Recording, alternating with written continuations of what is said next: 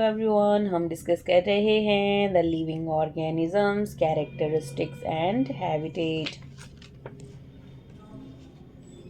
तो इससे previous video में आपने जाना था कि हैबिटेट कितने तरीके होते हैं और आपने ये भी जाना था कि बायोटिक और एबायोटिक कंपोनेंट्स क्या होते हैं। अच्छा, तो आप बताएं कि अडेप्टेशन का मतलब क्या होता है। प्रीवियस वीडियो में डिस्कशन किया था ना, क्या होती है adaptation. Adaptation is the method by which organisms get well adjusted to the climate. Adaptation does not take place in short time.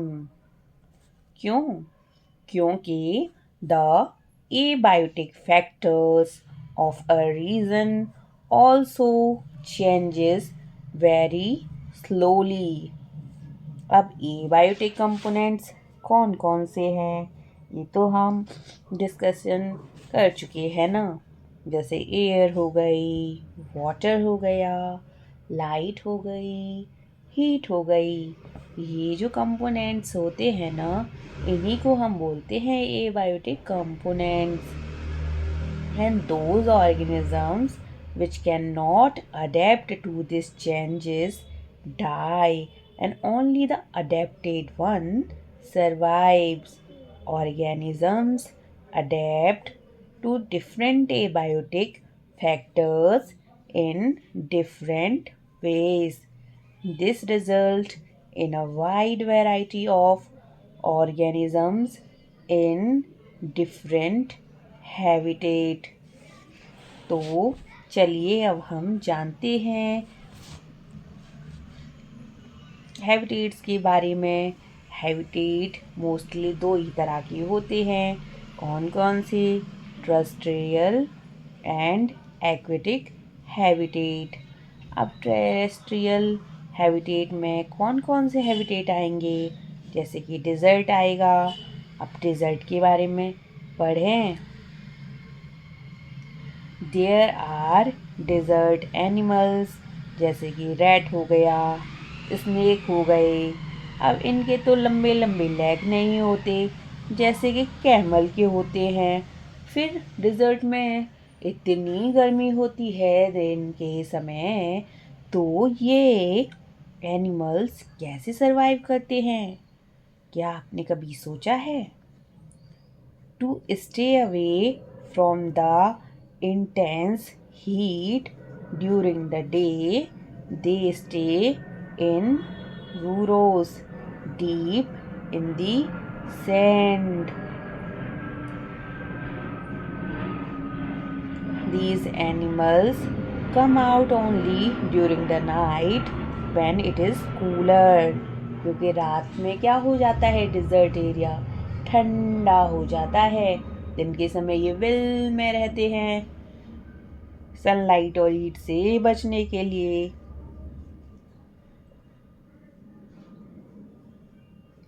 अब ये तो हमने बात कर ली एनिमल्स की, लेकिन डिज़र्ट एरिया में तो प्लांट्स भी होते हैं। कैसे प्लांट्स मिलते हैं डिज़र्ट एरिया में? क्या कभी आपने देखा है? बताओ।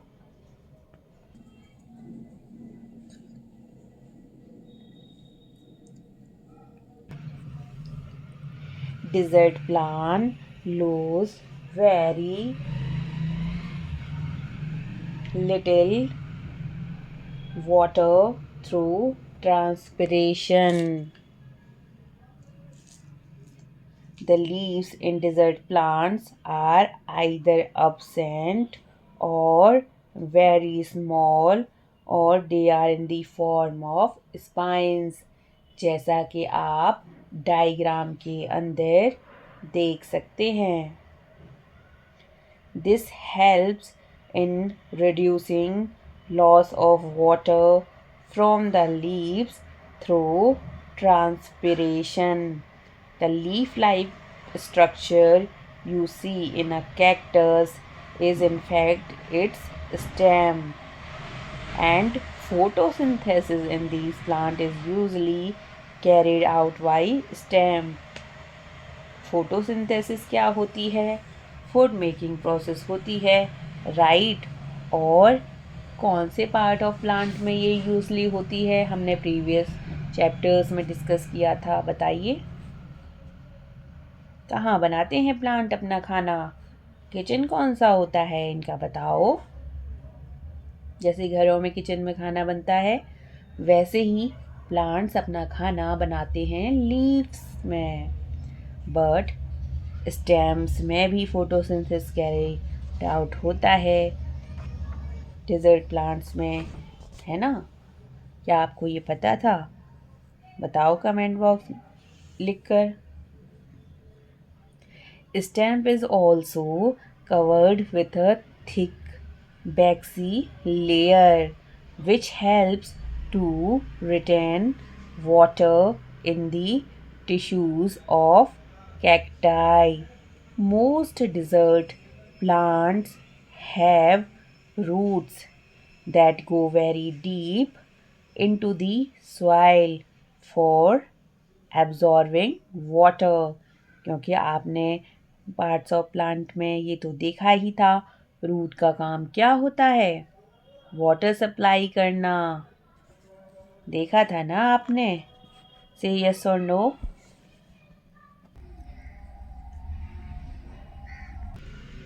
अब हम डिस्कस करेंगे माउंटेन रीजन के बारे में। अब तक तो आपने देख ही लिया डिजर्ट रीजन में, राइट। माउंटेन्स, कैसा एनवायरनमेंट होता है माउंटेन्स में। These habitats are normally very cold and windy. In some areas, snowfall may take place in winters. There is large variety of plants and animals living in the mountain region. अगर आपने mountain region में कभी visit किया है तो आपने देखे होंगे large number of such trees. Now the question is how these trees adapted to the condition prevailing in their habitats. These trees are normally cone shaped and having sloping branches. The leaves of some of these trees are needle like, जैसे सुई होती है ना, उसी की तरह इनकी पत्तियां होती हैं।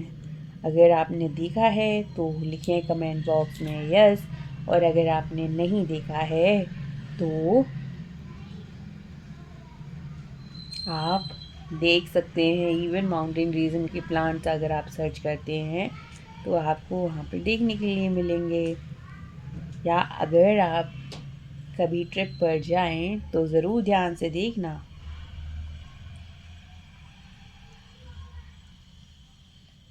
अब नीडल लाइक इनकी शेप होती क्यों है, because this helps the rain water and snow slide of easily. There could be trees with shapes very different from these that are also present on mountains. They may have different kind of adaptations to survive on mountains. Animals living in the mountain region are also adapted to the condition there. They have thick skin or fur to protect them from cold.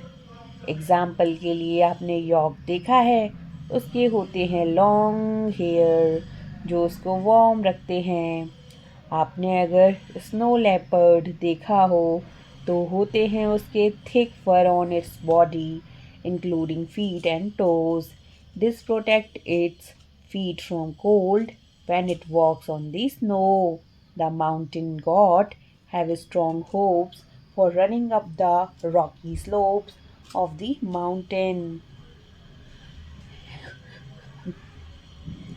And as we go up in the mountain region, the surroundings change and we see different kind of adaptations and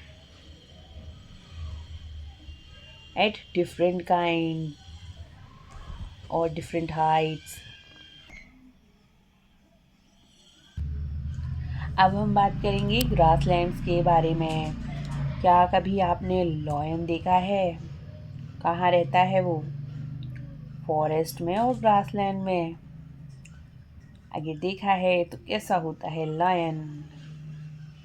He is a strong animal that can hunt, even kill animals like deer. It is a light brown in color.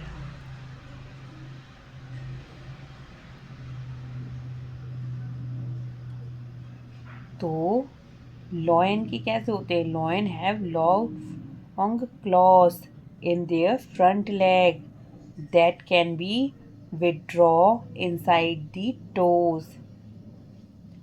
Do the feature of lion help it in any way to survive? बताओ। Its light brown color helps it to hide in dry grasslands. When it hunts for prey, the eyes in the front of the face allow it to have a correct idea about the location of its prey. क्या आपने dear देखा है? नहीं देखा तो अब देख लो।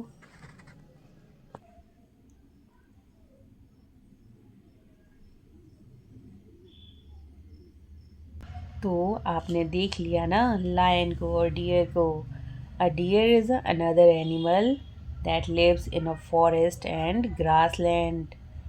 It has a strong teeth for chewing hard plant stems of the forest.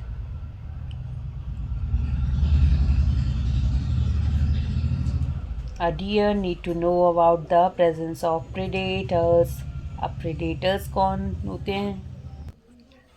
Animal like lion that make it their prey. ये कुछ हो गई predators. In order to run away from them and don't become their prey. इसीलिए it has a long ear to hear movements of predators. The eyes on the sides of its head allow it to look in all directions.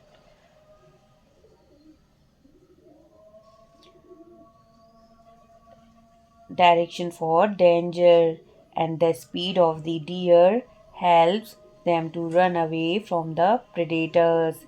तो आपने देखा कि there are many other features of lion and deer and other animal, plants and animals that help them to survive in their habitat.